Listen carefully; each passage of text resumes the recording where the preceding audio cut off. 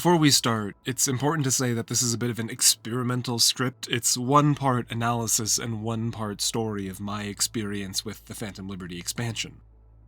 As such, I'm going to spoil basically everything in the DLC. There's really no way to avoid that, so this is your last chance to leave and go play the story for yourself before I tell you all about how. The last time I really sat down to play Cyberpunk 2077 was probably for the recording of the very first video I ever did on this channel. I've maybe used some clips of it here and there, and I've popped into the game to do some recording for a different Cyberpunk video a few months ago, but actually playing the game wasn't ever on my to-do list after beating it twice and nearing 100% completion. But I'd still load into the game every now and then to just enjoy the world, and sure, I could have just always started a new save, but honestly, I've been really lucky this year to be busy with lots of things I love to do, and that meant that Cyberpunk 2077 took a bit of a back seat after 200 hours. Even when the 2.0 update dropped, I decided I'd rather spend just a little bit more time with Shadow Baldur's Gate 3 before Phantom Liberty arrived.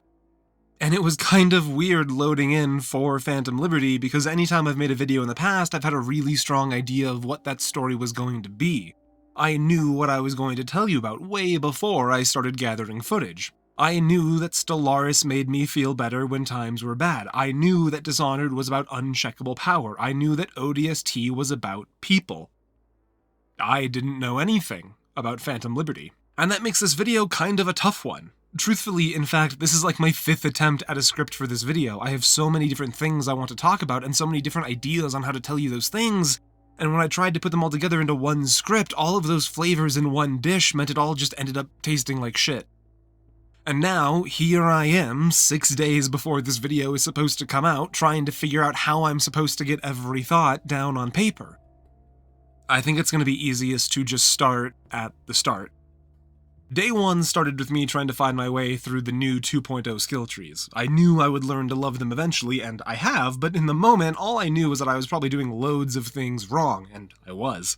But I wanted to go into all of this blind, so I did. There's a lot to talk about when it comes to 2.0, and we'll get there eventually, just not in this video.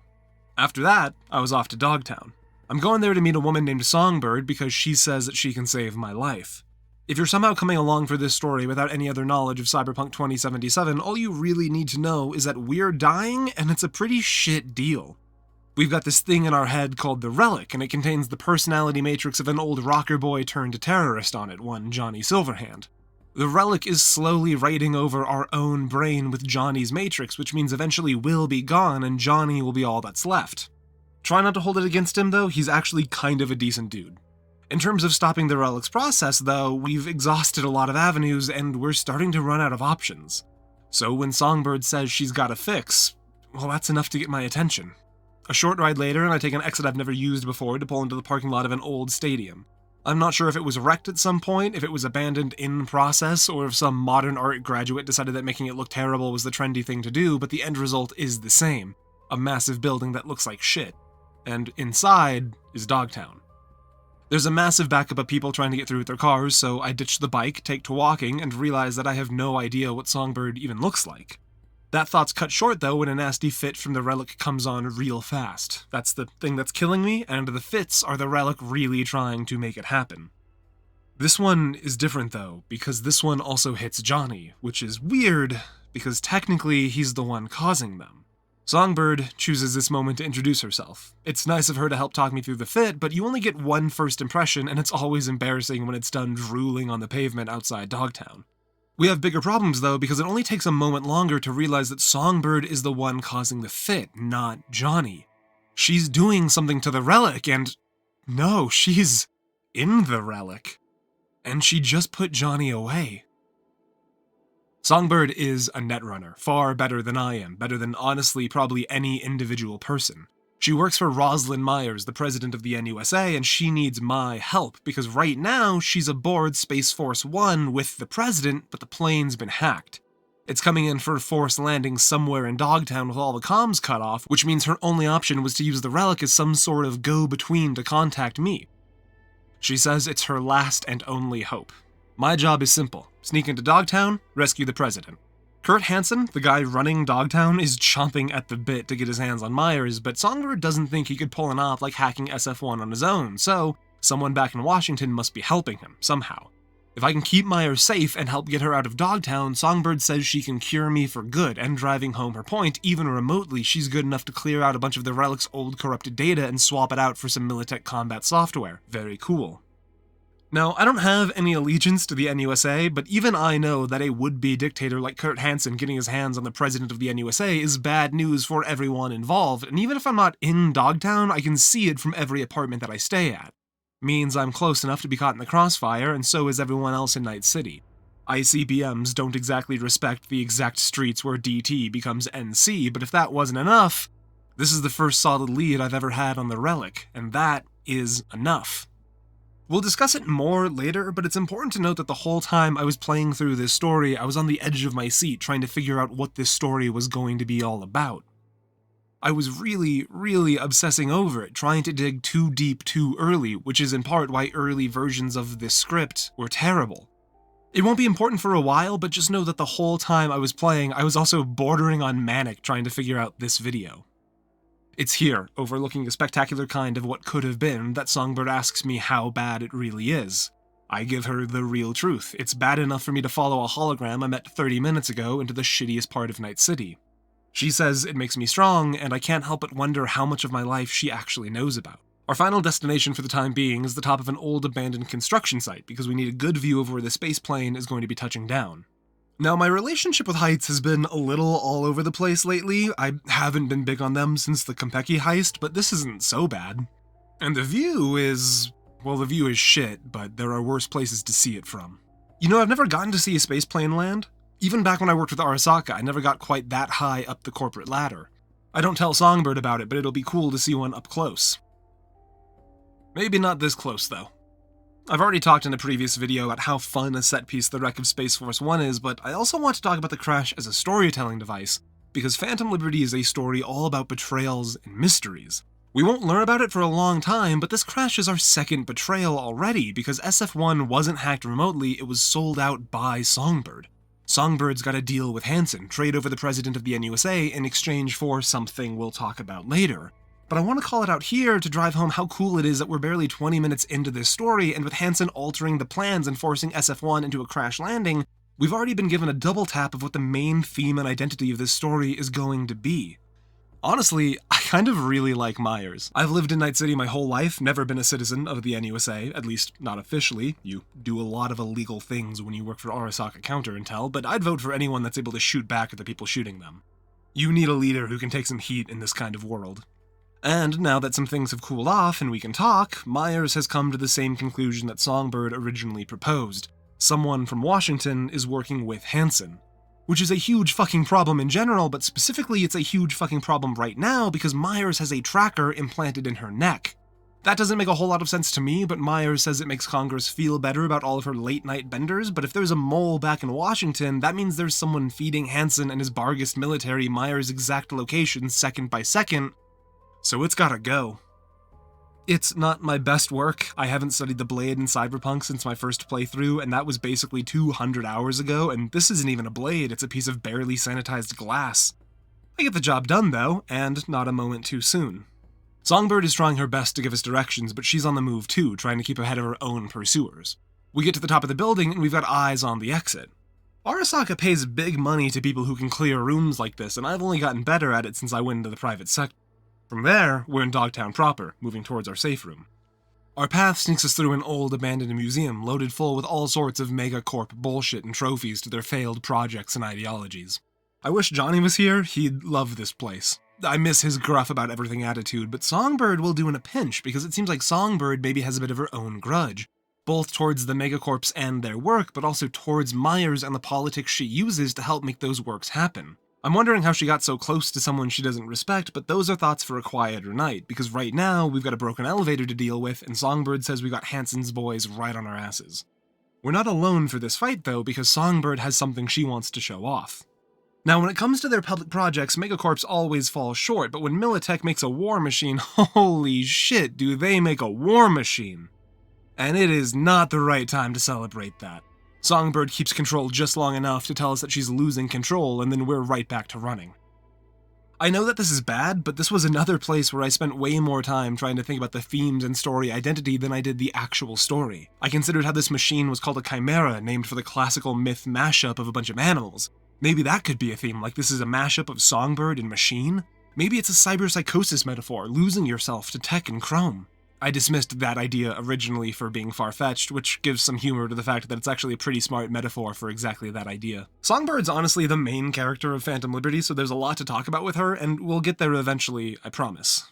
At this point, though, I've got no clue where we are. Songbird's out of commission for the moment, so it's back to wandering the streets, hoping the worst of this night is behind us. I'm not feeling that great, and it turns out neither is Myers. Something feels really wrong about losing Songbird to the Chimera. We take a second to try and connect again now that we've got a quiet moment, but every bit of Songbird's presence is gone. So much so, in fact, that Johnny is back. It's possible that she hit something weird with the Chimera's system, some kind of defense protocol in the Chimera's ice, but Myers and I both know that Songbird is a better runner than that. Something is going on, but with no clear answers, we're left with our previously understood plan. We're heading to the safe room, and we'll just have to wait for Songbird to show. It's dark in the safe room, but the area is clear, which is good for the moment, but it also means that Songbird isn't here yet. The drones are still looking for us, but they're off course enough for us to risk a radio and maybe some lights if we can get the generator working. Myers finds some old rags to change into, and while she's busy, Johnny and I talk shop while I try to get the generator to run. He's got a bad feeling, and he's not alone in that. Something is wrong.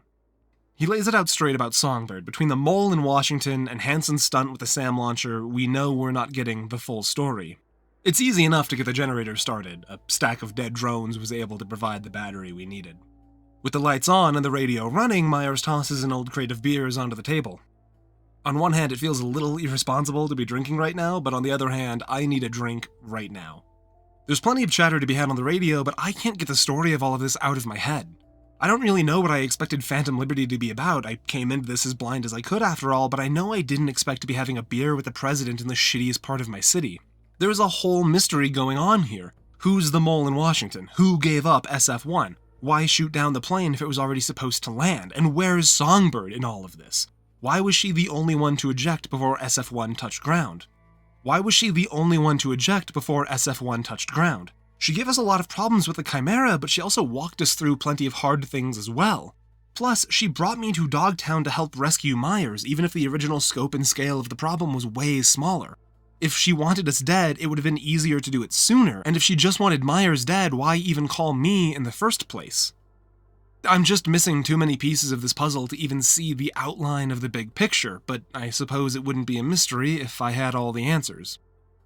And we're still not out of this mess entirely because we've got footsteps right outside.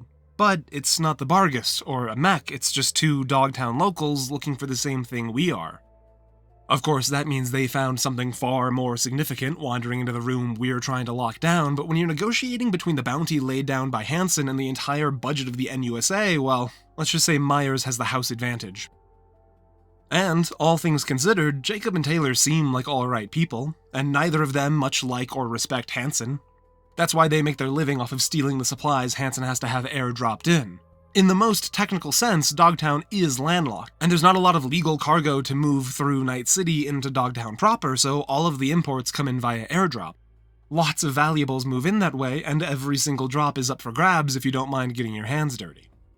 After some chatter with our new roommates, it's finally time to sleep. The mattress is filthy. I'm definitely not the only one using it tonight, but the day has been too long for me to care about that. The only thing we can really do right now is hope that Songbird shows. And if we don't have that luck, Myers says we'll have one final option to consider come the morning. Refreshed is not how I would describe my mind upon waking to find that I'm still in Dogtown, rather than waking up next to Judy or on the 40th floor of my place at Corpo Plaza. I'll admit that for a few seconds it doesn't make any sense that I'm here, but slowly the events of day 1 come back to me and I understand and accept that here I am for day 2 in Dogtown. Taylor didn't sleep much better. He's the nomad type, so any sleep with a roof over him is barely sleep at all. Myers is at the balcony, and we drink in the early Dogtown morning together. Songbird isn't here. That means she's not coming. Way I see it, that means one of 3 things. Hansen's already got her, she's dead somewhere, or she managed to slip out. I tell Myers it's possible she found her way out of Dogtown to somewhere safe, but neither of us believe that. Since Songbird isn't here, that means we're on to the backup plan, and I'm officially in too deep to bail, even if I wanted to. I'm here because Songbird said she can save my life. That alone is enough to keep me going. Myers, though, no way she can stay here. There's no shot we're just going to smuggle her out. The Barghest are basically strip-searching every vehicle leaving, and they know that I've been here. If not me specifically, someone from Night City, a professional. They probably found and patched my entryway hours after the crash, and I know some fixers, but fixers don't work with me to be friends or to do me favors. They work with me because I can make them money. And the most money they'd ever make would be getting their own hands on Myers. So we've got exactly one idea, one plan. A man named Solomon Reed. He used to work with Songbird with the FIA, but 7 years ago he got put into hibernation here in DogTown. Myers says he's the kind of guy that would still be loyal, still be kicking, even after 7 years in this shithole, so that's our plan. Wake up a sleeper agent. Myers hands me a coin, says it will make me a profile in the FIA database. She offers to give me the oath if it will make this whole thing feel more real. Johnny isn't impressed with that option, and honestly, neither am I. This whole scene gives me flashbacks to a lifetime ago, standing in Arthur Jenkins' office. Another boss handing another special little thing off to me, a different version of me. Both of those people are dead now. I don't take the oath. I'm not here to serve the NUSA, I'm here because someone said they could save my life. Johnny says that that's the right call, that some things are worth giving all of yourself to, but let's not mistake this for one of them. He sounds a little burnt, and that's because he is. He has his own memories with oaths, and none of them are pleasant. While I'm out, Mr. Hands calls. He's my fixer contact in Pacifica, and he gives me the basic once-over, all of the different jobs and work he's got in the area. I tell him I'll take a look, but I know that I'm only here for one thing. He does do me a solid, though, and sneaks a profile with my name into the DogTown border database, so I should be able to come and go as I need through the city's main gates now. It might sound like a favor, but I'll owe him later. For now, though, I'm heading to an old taco place. A landline there was set up by the FIA, and it's our only reasonable point of contact for Reed. Only problem is, the place has long since closed down, and closed down means lockdown. There's a man out front, a chum slinging BDs, and he lets me know that the place has been shut down ever since the owner got caught speaking poorly of Hansen. Ended up being a 2 bullets in the back of the head suicide kind of deal. I'm not interested in what this guy is selling, but I'll still buy some info off of him. It's easy enough to reroute some power. My gut tells me that street-level DogTown is probably used to blackouts, and I'll be long finished by the time anyone makes it all the way up here to reset the box. It takes some poking around, but some older phone cables leading to the backside of some shelves is eventually the lead I'm looking for. I enter the code, but, how the fuck do these things work? Johnny gives me the hint I need, and yeah, this feels natural. This feels right. Like I should be chatting up some chums to go see if they want to hang at the mall or something. Olden times were weird. The silence is going long, though. God, maybe this was a mistake. Coming here, coming to DogTown, following Songbird anywhere, and now here I am, stuck with the NUSA president trying to call a person who's been off the map for 7 fucking years. Oh, shit. The conversation is short. I'm heading to a nearby basketball court. There's some chatter on the street about the plane going down, and the word seems to be that no one's confident enough to just say Kurt Hansen did it, but if he did do it, he must have had a reason to do it. There's a lot of time to kill, and Johnny and I shoot the shit until the afternoon. Johnny still has a bad feeling about this whole thing, but honestly, I think it's mostly because he doesn't have any control. Sometimes his attitude frustrates me, but then I think back to when I got fired from Arasaka, when I lost all of my company's soft and firmware, when they seized my accounts. I thought I was going to die on the floor of Lizzie's bar. I'll never forget what it was like to know that I had no control, that I could only watch things happen to me. I don't think he'd ever admit it, but I think Johnny feels the same way all the time. It's not something I think he'd ever open up about, but maybe I give him too little credit, because he's totally okay telling me about his time in the armed forces and how he deserted, how he saw it all fall apart. And then I've got iron in my ribs.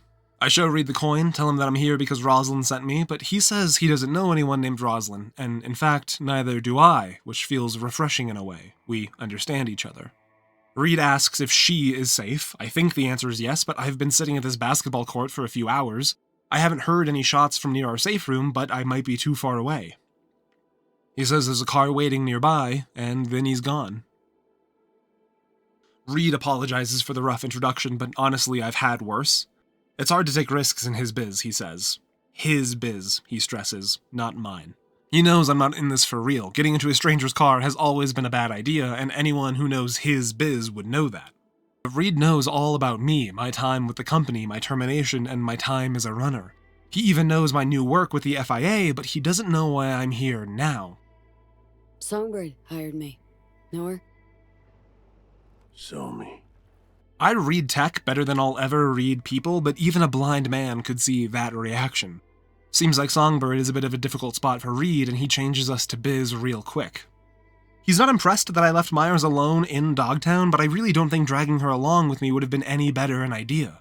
Taylor and Jacob were able to recognize her even with her bulletproof disguise of a baseball cap, so either play was a risk. With the benefit of hindsight, I can write this script knowing all about Reed, and I can tell you that I find him to be a fascinating character.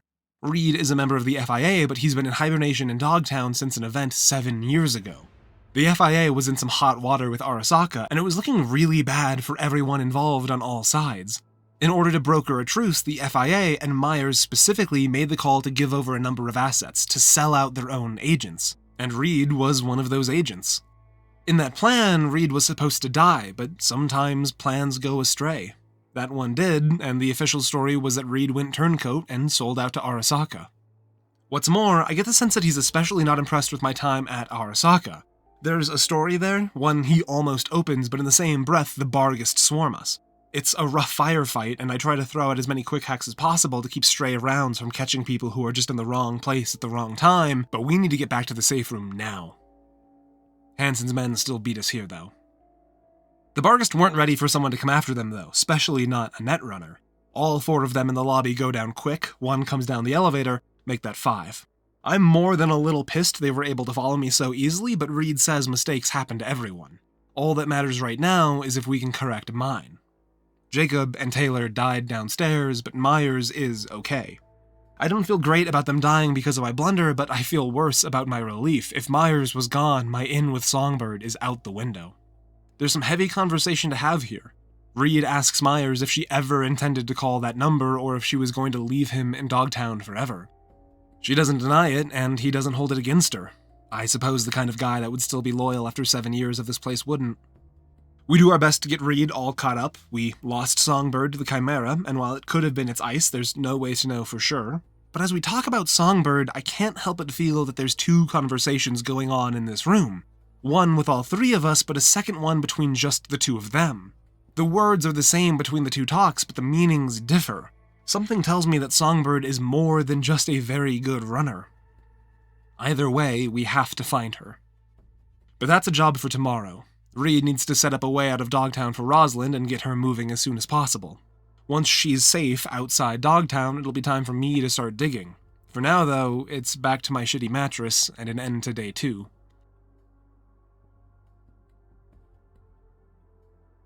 Day 3 starts late, and it goes late too, so I take the morning and noon to ponder DogTown and Phantom Liberty. My musings on DogTown became their own video, and my musings on Phantom Liberty, well, we've already talked about how much I'm overthinking it all at this point.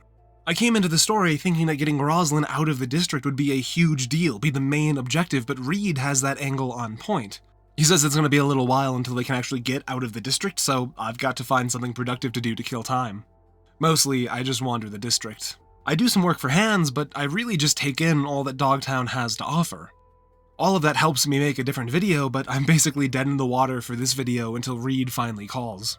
Myers is safe, and the boy is back in town with a fresh lead. Not on Songbird herself, but on another person we can add to the search. DogTown is split into 3 main sectors, and in the stacks, the sector where the people live, there's a bar called The Moth. The gal who runs the place is named Alex, and she works for the FIA, and she's been in deep, like Reed. She'll be able to help us out and get another set of eyes on the case. It's very nice of Reed to wait until I'm already sitting down on the place to let me know that the old Arasaka job that pulled Reed into hibernation, the one he was supposed to die in, was covered up. As far as Alex knows, Reed sold out to them. In the simplest terms possible, she's gonna fucking hate us both because part of covering up that real story got her placed in DogTown for 7 years too. We're just getting comfortable chatting when in walks Reed, and that's enough to close down the place, and when she pulls iron on him, I can't even be surprised. I wasn't expecting to be the talker at this point, but when she turns the gun on me, I decide that honesty has always been the best policy. I have to twist her arm a bit, which I hate, but I can't afford to have either Reed or myself get shot in this bar any more than I can afford to have Alex shut us out. She says that Reed should be ashamed, and he at least has the decency to look like he is. And speaking of looks... Holy, did she just... Shapeshift? Minotropic cloaking. Perks of the FIA Militech connection. If I ever got anything half as good as the FIA just throws away on agents it leaves abandoned in the field for 7 years, I'd be the head of Arasaka right now. Someone's gotta go talk to Alex, and it can't be Reed. Let's go untwist her arm. She's not happy, but I don't think anyone here would be, but she's at least willing to listen. We're missing an agent, but Alex is far more interested in what skin I have in the game. She knows I'm not with the FIA, not really, but that only interests her further. I tell her that I'm here for my own survival, that they've made me an offer I can't refuse, and it's here that Alex tells me about the value of FIA promises. It makes me think of Jacob and Taylor, but beyond that, I realize I'm starting to see it. I missed it with Reed. Once is an occurrence, after all, but twice with Alex? 2 people, both abandoned after their value to the FIA was spent? There's a pit growing in my stomach. I'm in too deep at this point, but that long-shot cure that Songbird offered is starting to feel more and more distant by the moment. Alex asks if Reed's told me the whole story. She doesn't tell it to me either, but you do enough of my kind of work, and even someone like me can read between the lines enough to tell you that it was a shit show. Alex is in, but she wants to be done afterwards. In the big way, where the rest of her life is sunshine and yachts. Our orders are coming from Myers herself, so that should be doable, unless it's just going to be more promises that never get delivered. We won't know until we get there. From there, it's down to business. Alex says we need a netrunner, but not someone like me. I use the net for my advantage, but we need someone that lives and breathes it, someone that wouldn't have missed anything going on. Someone that would have noticed Songbird. We're looking for a man named Slider. He's an FIA agent who went rogue a long time back. Now, he's a voodoo boy, murderer, all-around piece of shit. Personally, if I hear someone call me Iranian one more fucking time, I'm gonna lose it, so the idea of having to get anywhere close to the voodoo boys again is not something I'm thrilled about, but we have exactly 0 alternatives, so I'm heading there now while Alex and Reed do some catching up. Johnny and I spend some time talking about Reed and Alex while staring at a tree covered in the memories of dead people, and I can't help but wonder if this is part of that whole foreshadowing thing people talk about. Johnny calls his shot. Alex and Reed won't walk out of this together, not in any way that matters. Reed chooses duty over people, and he'll do it again. I don't have it in me to disagree, and the pit in my stomach grows some more. It's not a long walk to Slider's place, but it feels like a long time. Getting to Slider's nest is going to be a bit of a headache. I'm always down to bust some voodoo boy skulls, but Reed really wants to avoid a mess if possible, so I take a minute to look for another way through. There's a shaft along the top of the room, and it's minimally trapped, so it's easy enough to pick through to get deeper into the building, right to their server core. I'm able to use some of their cameras against them, but not all of them, not quick enough. Sorry, Reed, we're busting skulls. I overheat, overclock, and keep pushing, but the voodoo boys are swarming in from all angles. We need to take these guys offline in a big way. One by one, I'm able to overload each of the server's cores when they open up to vent heat, and with the server spent, it's easy enough to pick off whoever's left now that they're in the dark. Slider's not thrilled to see Reed, and he's not thrilled to see me either. He blames me for what happened to Brigitte, and I'm not going to waste my breath trying to explain that she chose her own path, how stupid she was. Any runner worth anything knows you do not ever fuck with the Blackwall. Slider knows all about the SF-1 crash. It's hard not to know about it, especially for a runner who's locked in so deep. He says that he can maybe help us locate Songbird by tracking net activity from when we lost Songbird, but that he'd need access to whatever we were using to communicate, and that means the relic, and I despise the thought of having some voodoo boy fuck rummaging around with the relic, but there's really no alternatives. Slider pushes in, and we all get hit hard right away. Even Johnny, which means he's not causing it. The problem is that Songbird didn't tell me everything. She didn't just use the relic to connect with me, she had to use the Blackwall protocol, which explains basically everything. The Blackwall is the one thing keeping our modern net insulated from all the rogue AIs we unleashed during the war. If it ever fell, anyone with any connection to the net is dead. Fucking dead. Not just in trouble, not just locked out of their socials until an update, fucking dead. That's why you do not touch the Blackwall. You do not think about the Blackwall. You do not take risks with it, you do not use it as a shortcut, you do not fuck with the Blackwall. And Songbird has been fucking with the Blackwall, and so our only way to brute force a connection with her is to do the same. Slider wants out instantly, but Reed reminds him that by even connecting with me, he's already in too deep. But if he helps us, Reed says that he can snip all the loose ends whenever we finish up, and that no one will ever be able to connect Slider to any of this. Even the FIA won't bother him anymore. So we go for it. The connection isn't great, and Songbird isn't ready for it. We've only got a few seconds at best before everything here is fried. Songbird isn't surprised to see Reed, and she says it's a good thing that he's here. That's all well and good, but I'm not thrilled at all that she didn't tell me she was pulling shit with the Blackwall, even if there was no other choice. She says it was her life on the line, not mine, and I don't have the time to go off about how that's absolutely not how this works, and she doesn't give me the chance anyways. After the Chimera, she says that she got grabbed by Hansen's guys. She's not in any danger, not yet, but she needs our help. The connection is already failing. Slider's taking the worst of it though, so I gamble, pushing back through to re-establish. We have just enough time for Songbird to tell us about the Black Sapphire, Hansen's place, that he's having a huge party there. If we can crash it on the sly, Songbird will be able to meet with us, and then we lose her. I panic. I pull my plug instantly, and the exact moment it's too late to do so, I think to tell Reed to pull Slider's. I'll recover from the shock, but Slider is literally smoking, and Reed doesn't seem to care, because he was gonna kill Slider after this anyways, wasn't he? Question's moot. Slider's dead. What's done is done. I'm starting to think more and more about how things are going to look once we find Songbird. Once the FIA doesn't need me anymore. I didn't think to ask Songbird where the Black Sapphire was, but it seems a little obvious now. Reed and I are going to split up for a bit, and we'll each pursue some leads into any way that we can get ourselves into that party. My first thought is to ring Mr. Hands. Since he already helped me out with the DogTown border situation, maybe he can help me out again. And he can, just not for free this time. For Fixer's, reputation is currency, and it's all spent towards politics. Hands wants to make some moves, so we make a deal. I'll help him into a better position to play from, and he'll figure out a way to get me into the Sapphire. Let's be real for a second. Does it surprise anyone that the guy that doesn't like random events because of how quickly they disrupt immersion isn't really a fan of the complete X number of small jobs to unlock big job concept? Because all it really means is I've got like 40 minutes of footage that I can summarize as go to place 1, stab a bunch of scavs, go to place 2, stab a bunch of scavs, go to place 3, stab a bunch of scavs. And look, after the Sandra Dorset dust-up, I'm literally always down to stab a bunch of scavs. And I also totally get that what this really is the devs being a little on the nose with it, that idea of, hey, why don't you explore the world a bit, Thane? You sure seem to like making videos about how good our world is, Thane. And it's great. Okay? The world is great. DogTown is great in that really specific way where I fucking hate it in the same way you hate Joffrey's character from Game of Thrones. Like, fuck, Jack Gleason did such a good job with his character. I hate this guy so much. Anyways, I explored the world a bit, and I stabbed a bunch of scavs.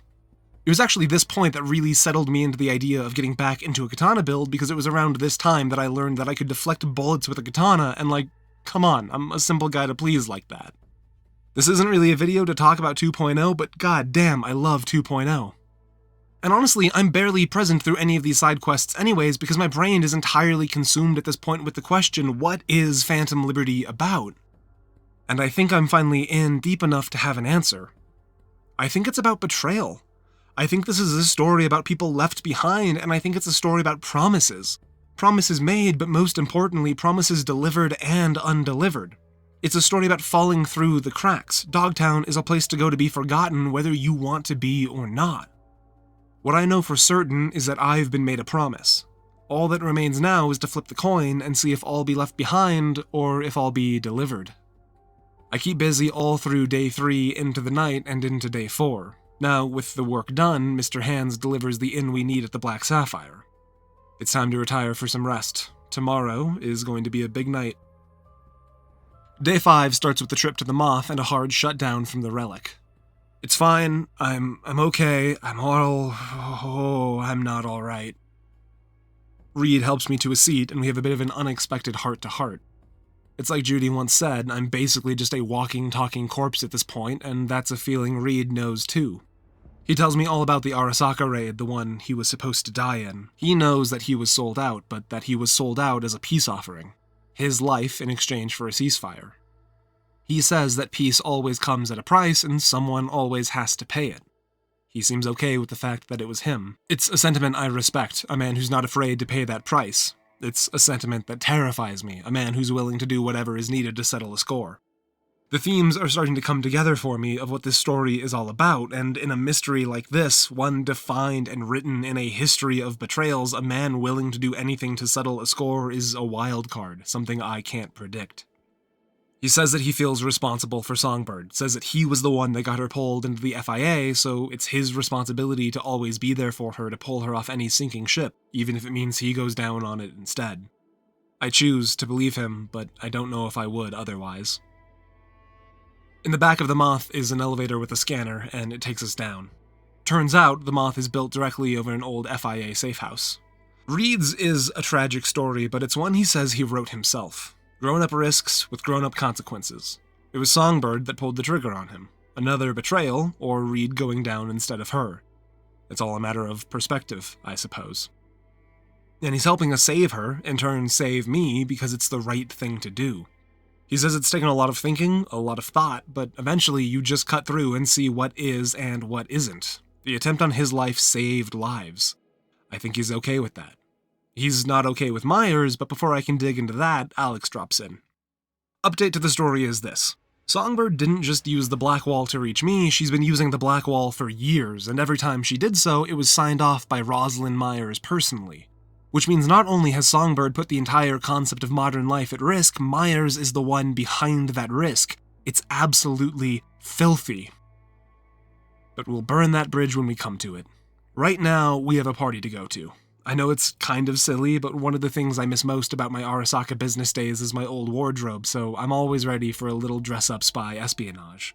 The party is another great set piece. After so long spent in the burnt-out streets and wrecked towers of DogTown, you might have gotten the idea that the city doesn't really know what nice means. DogTown knows all about it, DogTown just doesn't give a shit about letting the people below the tower have any of it. I join Reed at the bar, and from this point on, we're in the dark, running only on what Songbird told us. She might meet us here, she might have left something here. We're really just hoping for any point of contact. And suddenly, there she is. I didn't realize how much tension I'd been carrying, but the sense of relief is incredible. We're still so far from the end of this, and we're in the most dangerous place we could be, but even just seeing Songbird makes the whole reason I'm here feel achievable. She uses a different image when she chatters at me through the relic. She says that each journey through the Black Wall takes a little bit more of her, and that loss has to be replaced somehow. Of course, that's left her in the same place I'm at. Dying. Reed says we can figure it all out once we're all safe, but Songbird says that's not how it works. She has to stay close to Hansen because Hansen has the cure she needs, the same cure I need. Old tech that he dug up in the scraps and ruins of DogTown, left over from the war. The only way she can figure to get close enough to Clep it is to play nice, to play the prisoner role. She says that she'll call for us when it's time to move, and that's when Kurt appears. Last time I got caught off guard in a bar, I lost everything. I'm not willing to lose anything this time. Stay cool, stay composed. Hansen lays it on heavy. He won't say the words directly, but he knows we're not supposed to be here, so our time is limited. He takes Songbird away. He needs to parade her in front of some political types, but she's able to re-establish our connection before she goes. Reed needs a drink, and I'm not feeling great myself, but we don't have much time left. The thing we're looking for is a neural matrix, she says. The mainframe is secured, but Hansen can't do anything without the keys. Luckily for Hansen, there's a duo of runners who say they have the access key to the matrix, something they scraped off the black market that they're willing to sell off. And since Songbird worked on this tech in the past, she's the perfect person to run the codes and open the matrix. The plan is to get close to the runners while they're here at this party and use some FIA tech to copy their personality matrices. From there, we abduct them, take their places using the same tech Alex used to hide in DogTown for years, and Songbird and I will swipe the matrix. The lights dim, and she's gone. I take a few minutes to mull it all over. I've walked right into the lion's den with Reed, and there's no way we're walking out with Songbird. I'm finding myself caught up in the lives and stories of these people, but I have to keep my focus on what brought me here in the first place. Songbird says she can save my life. She can use the AI within the neural matrix to do that, to save both our lives. Reed's taking his time to process it all, but the big thing he's come to is the answer to the mole in Washington, the one who tried to get Myers put down. It was Songbird. Songbird was pulled off the streets by the FIA at a young age, pulled off the streets by Reed specifically and made into a tool for the FIA, used by Myers in operations with the Black Wall, the kind of thing you shouldn't ever fucking do. And now that exposure to the Black Wall is killing her quickly, but she's gotten out with Hansen, trade the president of the NUSA for her cure. It's hard to tell with Reed though, is it responsibility or is it guilt that moves him here? Songbird was willing to sell out the president, the woman that betrayed Reed, the one responsible for him and Alex being stuck in DogTown for 7 years, and the woman that he still remained loyal to through it all. But he's here to see Songbird safe, even through her treason? We know what we know, and we know what we don't know. I don't know what moves Reed, but I know what we need to do now. The runners, twins, are just nearby enjoying the roulette table. Alex will spot us with the tech from afar, and I'll approach first with some FIA funds to gamble away, scan one of the two, and Reed will come in on a staggered approach and do the same with the second. Get them loosened up, get them chatty, it'll be easy to fake a copy of both of them. I take a spot at the table, introductions are made, drinks are ordered, we establish the company we're in. I wait for Reed to make his appearance, but he doesn't show. Another round of betting, and he's still not here. Way I see it, there's two options. He's either taken matters into his own hands, or our cover has been blown. Either way, we're running out of time. The whiskey's good, Japanese, but it doesn't take the edge off at all. I'll need to run both scans myself, which means my time's basically been cut in half. The talk is good, local politics, Hansen's role as DogTown's whatever he fancies himself as, his qualities as a businessman. Word on the street, Aurora's streets anyways, is that DogTown isn't profitable. Never has been, never can be, not while its only real export is supplying arms to banana republics. Sounds to me like the best option for Hansen would be to take Jackie's old advice, get the fuck out while you've still got the chance, but Amerik says it's not that simple. The chance for Hansen to get out is long behind him. There's too many partners with too much money in play now. He either dies or he pushes forward. Besides, why would he want to leave even if he could set up a successor? He's good at what he does and people enjoy what we're good at. We're getting close. I talked them into one final bet, all or nothing. A big emotional hit either way to finish our copies of them. I'll take red, they take black. Let's see what happens. I lose everything, but I get the scans. And that's when Hansen joins the table.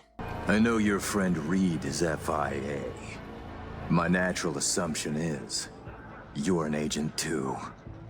He could kill us. I don't think there's any way I get out of this alive if a fight breaks out, but he thinks it's better to use us to send a message. He knows all about Songbird and the Blackwall, and if the NUSA keeps trying to get in his way, he'll make sure the whole world knows how close Myers has brought everyone to the end. It's time to leave. Play it cool, don't make a scene. Say hey to Lizzie, see how she's doing since I helped her hide a body. It's good to catch up. I mentioned that I like her headset, the one she used for the show, and she insists that I take it, says she has loads. I don't know when I'd ever wear something like this, but I do know that Lizzie is riding the edge of psychosis pretty hard these days, so just say thanks and head out. It's a long ride down. Songbird is potentially, most likely, the most dangerous person in the world right now. She's been running through the Blackwall for years, a walking, talking WMD, and a fucking slumlord has her on a leash. Even if he doesn't use her, if word of this ever gets out that Myers broke every single international cybersecurity law, it'd be another war. Everything about this feels wrong. Reed is still alive when I get to the ground floor. That's the only good thing about tonight. I'm still running hot, and a little bit of my corpo vocabulary slips out. It's good to make a show, maybe, but I'm not fucking stupid. We try and pull anything for real, and we die. The SF-1 crash was already bordering on too much for me, and this is the Bargist in their home turf. I don't breathe until we're outside. Reed got grabbed before he could make it to the table. I'm still angry, but it wasn't his fault, and we still got what we needed. It'll be up to him and Alex to run through the data I collected and get it all suited for us. Until then, I've got a bit of a day off. Songbird reaches out to check in, make sure that we're all good. It almost sounds like she was worried I wouldn't show, but I never even considered that as an option. We're in this together, she says. 2 souls on the same sinking ship. It's late. It's been a shit day. I need to make some changes with my loadout, and I need to sleep in a real bed. I'm going home. Through the checkpoint, onto the bike, and through the city. My chest is tight, I'm tired, and I hate every second of feeling this way. But every inch towards the city, towards home, makes me feel better. Makes me feel alive in a way that I don't think I'll ever be able to articulate in its entirety. This city is killing me, and I love it anyways. Maybe it's already killed me. Maybe I'll suffer a fit tonight riding the elevator up. Maybe it'll hit me in my sleep and Johnny will be the one to wake up. All I've got for sure is the time I have and a promise from Songbird. I just hope those 2 things play nice together. I don't even bother changing. I hit the bed with my shoes on, and it's the end of day 5. Day 6 starts, and I want to talk about analysis. Step out from the story a little bit. I'd been too worried about it, I think. I haven't wanted to talk about it much during the script, but I've been anxious, overanalyzing. Digging deep at every possible thing, trying to find the thing, you know? The aha moment where this whole story comes together and I get to be the smart video essay boy where everyone likes me. And I'm totally forgetting that I wanted to come into this blind. People beat this DLC day 1, I'm sure. And while it's day 6 for V, it's day 3 for me. A handful of Google searches could have gotten me every bit of info I could ever need, but I made the call that wasn't what I wanted. I didn't want to put out some low-effort piece day 1, you know? But I've been playing super fast and loose with the story anyways, trying to figure out things that I don't think are actually there. Somewhere, I forgot to just trust my favorite game. Somehow, I forgot that all of this is supposed to be to celebrate the things I love. Today, I'm deciding to trust the game. I'll know when the moment comes. Today feels good. It's a day for prep. The sun's out, and I'm enjoying it. A lifetime ago, I won a sword from a man named Oda back when Takamura and I stormed the Dashi parade. I didn't have any use for it back then, but now I'm thinking it might be worth having on my belt. Beyond that, I take the day easy. There's a lot on the line in the hours to come, and I want to make sure I'm feeling fresh for it. Before I know it, it's time. I meet Alex and Reed in the safe house. They're talking shop, and it doesn't seem to be going well, but I jump in before it can start going worse. They've made good work breaking down what Songbird has left us, but it seems like one of the big disagreements between these two is Songbird herself.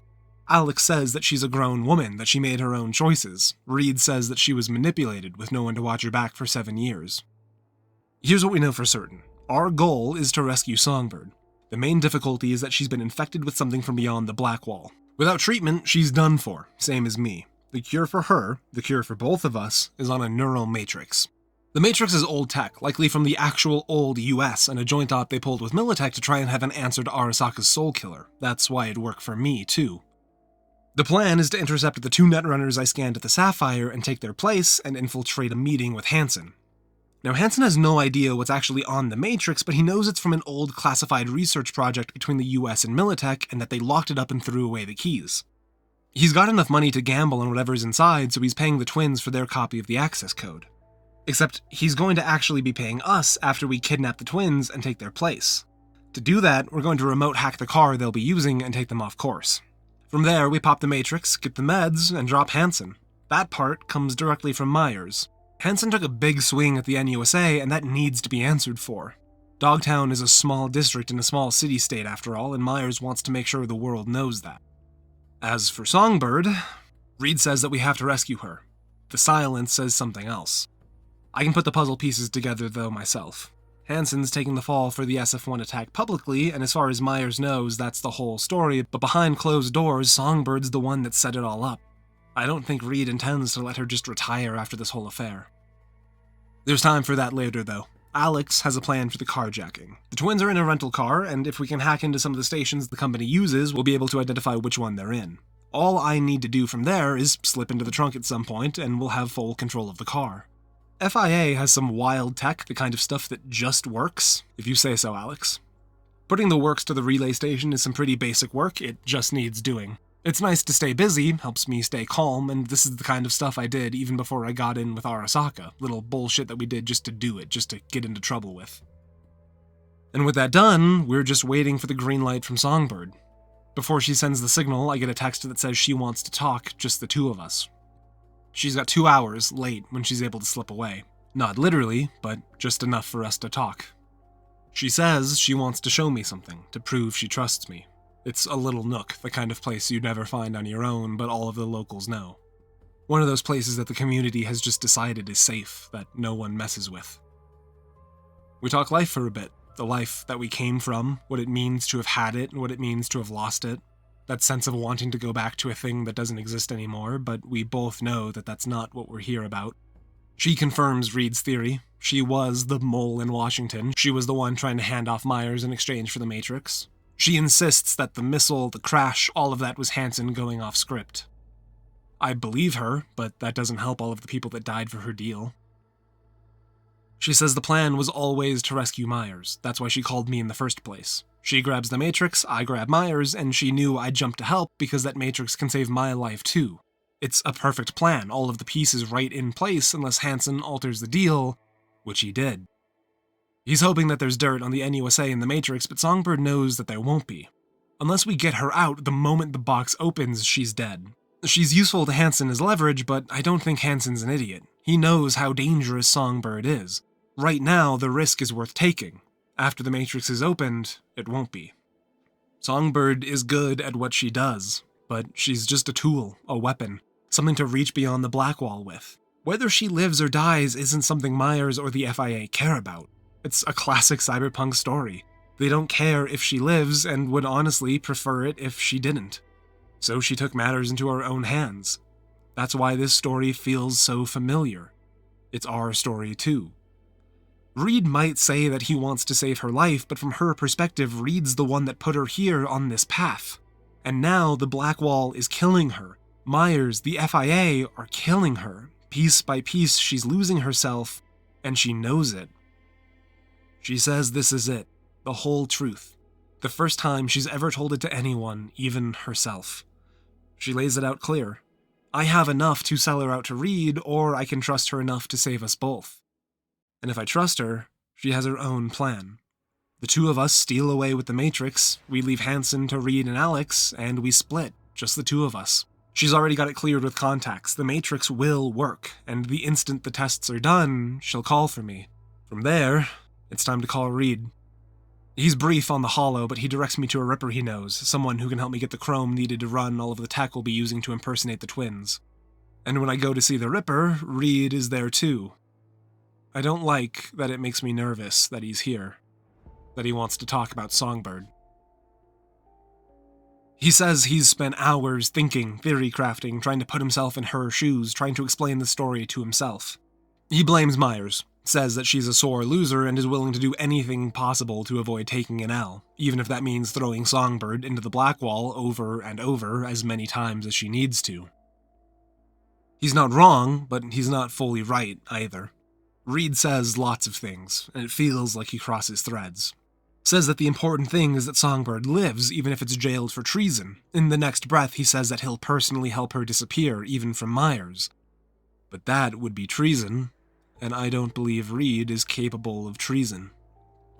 He changes the subject, talks about clinics in Europe, says that he has the contacts to put both Songbird and myself back together, but all of that comes after getting Songbird. He says that she's lost, that she doesn't know what she's doing. He's sure that she has another plan in mind, and when I don't say anything, he tells me his own plan. He's got some ice that the smartest people in the NUSA, literally the smartest, all cooked up together. Specifically for taking down fortified runners. For taking down Songbird. The Ripper will feed it into my own system while she's doing the other work, and when Songbird and I are connected at the Matrix, I'll just shut her down, and she'll wake up at home. And just like that, Phantom Liberty has laid out all of its cards. I don't have to make a choice, not yet, but a moment is coming, the moment where it all comes together. The game is no longer about what, but when. Reed leaves me with the Ripper, and I take the time to think, slipping in and out of consciousness. I wish Vic was here instead, he'd have something smart to say, but Johnny will do in a pinch. It's not an easy conversation, but it's a good one. Johnny's got a different way of looking at things than I do, and sometimes that's really useful. And I can tell he's really trying to be useful because he's not picking sides. Both Reed and Songbird are telling the truth. All of their stories to this point make sense, the things that drive them. Songbird doesn't want to be a tool anymore. She just wants to survive, and she'll do whatever she needs to do to make that happen. I can see myself in her. But Johnny says he sees himself in Reed, a man entirely bound and decided by his principles, the kind of person Johnny knows he'd have become if he hadn't fled the military life. Some people are like that, I suppose. They need a code to keep them stable, but the actual code is secondary to the stability. I asked Johnny what he would do if he was in my shoes. I am in your shoes, dumbass. At least we're on the same page. And then we're done. Ripper says all I need now is a personality profile, and Reed and Alex should have that part all figured out. I'll call Reed in a little bit. I need some time to think all of this over. I light up a cigarette. I don't really smoke, but Johnny does, and I appreciate him being real with me. After that, it's time. The twins are on their way. Honestly, part of me really thought I'd have more time, but part of me is happy that we're just getting on with it. I've got this feeling brewing, and it's only getting worse with time. Let's put it to bed. Vehicles are coming in through the West Pacifica Gate, so that's where we're watching from. We lost their signal a little while ago, but we know they're coming this way and that they should be here soon. It takes a few minutes, but we spot them eventually. I tag them, and Reed locks the signal down. Most importantly, they're here early for their meet with Hansen, which means they're probably looking to stop somewhere beforehand, and that's all we need. I've done a lot of net running in my time, but I've got to say, I've never done any of it from the trunk of a car. Not willingly, at least. Oh, wow, the ice in this car is just, wow, not good. There's literally no need to tweak it, but the job's done poorly, damn it, and besides, I need something to keep me busy while we wait for the twins. Between the pit that's been growing in my stomach the last few days and being stuffed in the trunk of a car, literally anything to do is a good thing to do. By the time the two are back, I'm basically a handful of tweaks away from turning this entire car into a fucking transformer. They start driving, and Reed calls for me to take control. The car is mine. Aurora tries to take it back. Turns out trying to kidnap two netrunners by hacking their car is a bit of a struggle. They're fully capable of playing defense, and it's 2 against 1. They're good, I'll give them that, but it's my life on the line, not theirs, and I am not failing step 1 of this plan. Honestly, this would be kind of a fun game if it wasn't serious business. I get the car to the garage where Alex and Reed are waiting, and they take them with tasers, drag them out of the car. This will be a good place to stash them while... What in the fuck? Oh, this is wrong. I know they're criminals, I know they're terrible, but something about this just feels wrong. This isn't fighting back or self-defense, this is an execution. Reed calls it us or them, Alex calls it textbook, but somehow I'm not surprised that neither of them told me this part of the plan. No choice right now. I pull the codes off of Aurora. Sure, I've taken things from bodies before. Fuck, I'm carrying Oda's sword after I won it from him during the Dashi parade, but this feels different. That was a contest, a fight. He wasn't just put down like an animal. And unquantifiable though it may be, I can't help but feel that there's a huge difference between some metal in a useful shape and the remnants of the brain. I get what we need, change clothes, and get in the car. Alex changes her face, and then it's my turn. This tech does it all, changes face, voice, even fucks with hormones to change her behavior. It kind of feels like consenting to let someone else pilot my body, but Reed assures me I'll get used to it. We're off to the stadium. Alex and I rehearse a little bit, trying to get into character as much as possible. It helps, I guess. She says I'm a great listener and a natural role player, and it's funny because that's exactly what Judy says. Humor aside, I know that this is it. Somewhere beyond these gates and checkpoints, it's coming. The moment. It's going to be upon me soon, and I still have no idea what I'm going to do with it. Once it happens, I know everything changes. It gets new, it gets uncomfortable, but I still have a little bit more time before then. That's small comfort, though, considering the only thing between now and then is Kurt Hansen. We leave our weapons at the door. One of the small perks of being a netrunner, though, is I am the weapon. Another small comfort, and even smaller in the face of Kurt Hansen. It's incredible to me how he commands a room, his sense of presentation. Both here and at the Sapphire, I do not doubt for a second who this man is or his control over the town. I almost don't believe that he's about to die. Songbird still needs time, he says, though I don't believe him for a second. No, this is an interrogation, a show to see if we are who we say we are. It starts with a toast, to which Alex declines. Amaric does not drink, after all. We talk briefly about our time at the Sapphire. Of course, we had a great night. We won big. Hansen tells me an old friend says hello, a Raquel from the C block at Lasante. Aurora did do time there, but our info says she was in the VIP wing, not the C block. Must have been a mistake, I tell him. Finally, he mentions the need for a contact in Europe. Not with us, but with Le Collectif, and this is where our knowledge ends. I try to improvise and just tell him what he wants to hear, but I can hear it in his voice, that single note of doubt. Just in time, Songbird swoops in. She's ready. Alex stays, I go. I'm the one with the code for the Matrix, and the code to drop Songbird, after all. Songbird has a plan, I expected no less. The moment we pull what we need, she's ready to breach the stadium's whole local subnet, defense systems and all, turn them all against Kurt and the Barghest, and in that chaos, we'll just slip out. It's a plan that's going to kill a lot of people. There's no turning back from this, but we're in it together. Songbird does her thing. I arm the icebreaker that Reed gave me. She thanks me for being here with her, and then tells me it's time for the access codes. And it hits me. This is the moment. Phantom Liberty, all of DogTown, is about this choice and only this choice. Everything it has been and everything it will be leads to and hinges on this one moment, a single instance that defines the befores and afters on the timeline. I look to Reed, a man who says he feels responsible for Songbird and everything that's befallen her. A man who says it's his job to go down on the ship to save her, to save his people.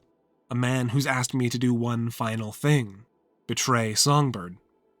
After that, he says we're done, but I've seen what Reed does, what the FIA does to assets that they don't need anymore. things that might come back to haunt them.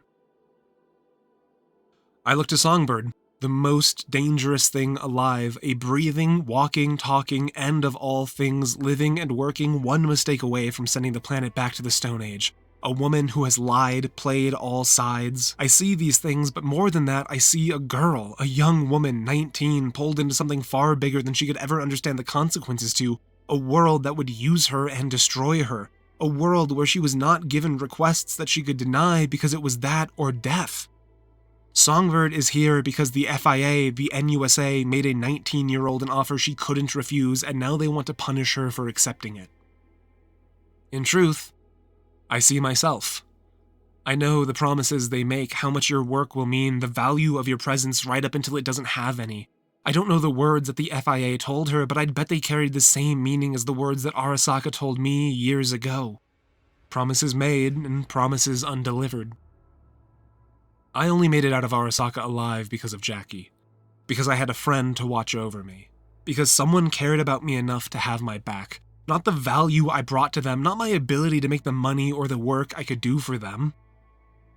Jackie saved my life because it was the right thing to do. It's time to return the favor. I upload the codes. We look busy for a few moments more while Songbird breaches the stadium, secures a path out for Alex and Reed, and when those moments pass, I give Alex the signal. And in 2 seconds, the ruler of DogTown is dead. I can hear Alex clearing the room above us, and everything goes black. It's only a second, but when I come to, everything is fried, and Songbird is barely any better off. The lab is locked down, and it only takes Alex a second to realize that there's been another betrayal. It's time for us to leave. I grab my weapons, and we're gone. In all the chaos, it doesn't take long to slip away. The blade feels natural at this point. I'm untouchable, totally in control of every fight. I'll admit, it's not until we're through it all that I notice how bad Songbird looks. But she just needs to hold on a little bit longer. We're through the sewers and out of Dogtown.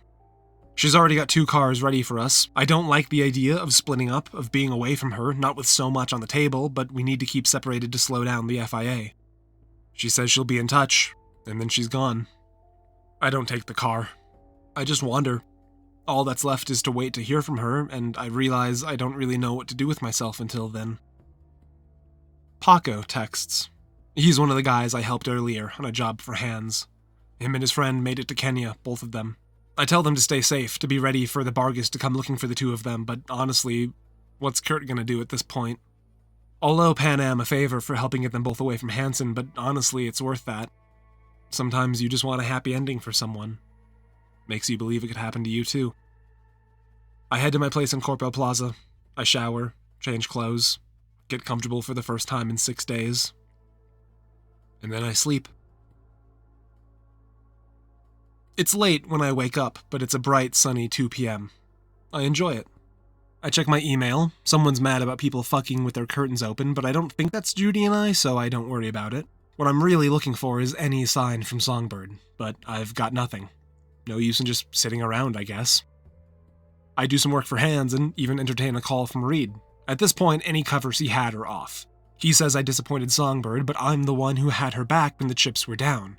He says that she took a swipe at Myers, but just a day ago, he said that Hansen was the one that had done that. It's almost like to him, the blame is on whoever it's convenient to have carry it. In short, he's not impressed, but neither am I. I've made my choice, and there's no going back. Even so, this isn't where I expected to find Songbird.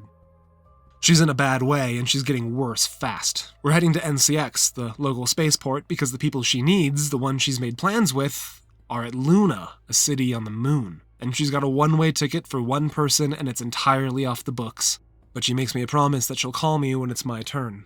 I can't really tell if she's slipping into cyberpsychosis or if it's the organic parts that are failing her. At this point, it's probably a combination of the both. She rambles, worried, guilty about the people she's hurt, wonders if it's even possible to avoid hurting others.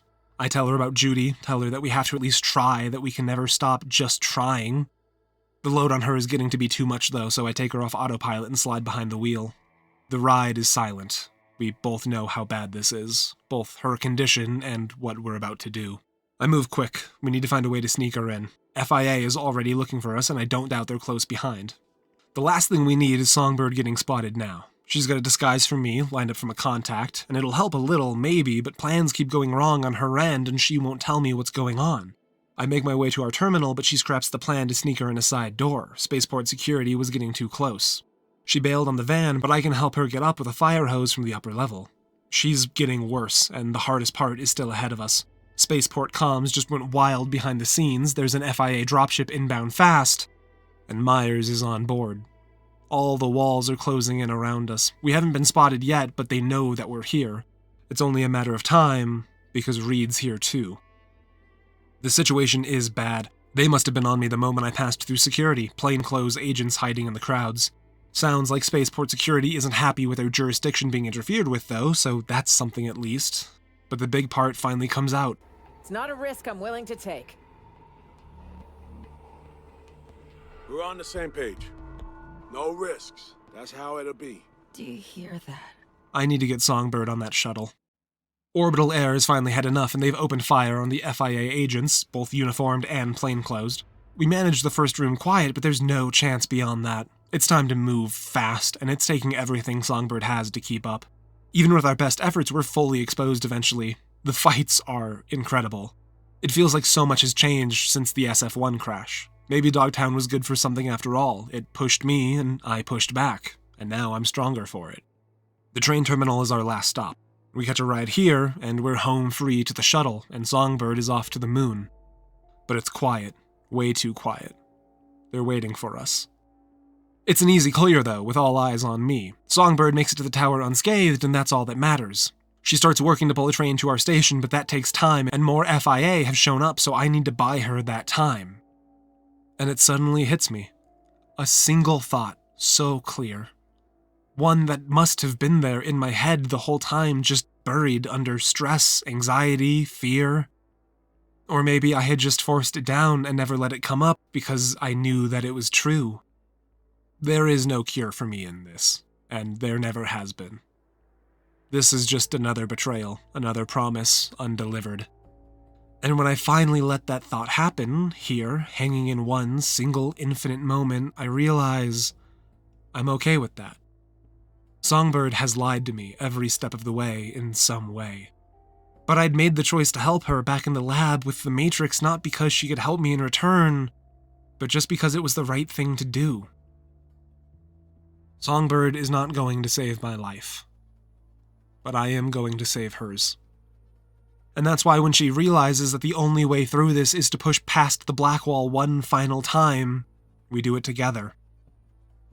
It still hits her hard, so hard I'm not even sure if she's alive, but what I do know for certain, with incredible clarity, is that this feels wonderful. Time slows and I'm in control of everything, of everyone. There's no person alive who could stand against this. Whatever Songbird just pulled from beyond the wall, there's nothing greater. Morgan, Blackhand, Waylon, Boa, Adam fucking Smasher, none of them, fuck them, not the three of them together could stop me in this moment. Songbird is dying, but I've never felt more alive. And then we're on the train, and it's gone. Songbird still hears the hum, but I can barely stand what I just did. I can never do it again. Songbird rambles, dying on the edge of whatever comes next. She mourns Reed what she had to do, that she betrayed him. That he's not the only one she's betrayed. But I already know, so it doesn't hurt when she adds me to the list. The Matrix is a one-use thing. She'll use it, and I'll just keep fighting. I tell her that I wish she had just been honest. I would have helped her anyways, but she's not there to hear it. It's nice of Johnny to drop by, but I'm not in the mood. It's time to go. It's one final stretch to the shuttle, and she's safe. I don't even know if she'll survive the trip, if she'll even make it to Luna. All I know is that all have tried. That I did my best to be what I needed for someone else. And that probably won't matter to the world, but it'll matter to me. I wish Reed wasn't here. I know this isn't a story where everyone can win, I just didn't want it to be a story where someone lost. And I tried. I tried really hard again and again for something that was where no one had to lose. But I'm in the wrong city for that. I've made my choice, and this is where it led me. And I'm sad to be here, but not because it didn't work, not for me. I'm sad because any of it had to happen at all. I'm sad because of systems I'll never control, never influence, and how one choice, a single domino, led to all of this. I did get to make one choice, though. Songbird was out of options. I still have a few, and I'm happy to have given her this one.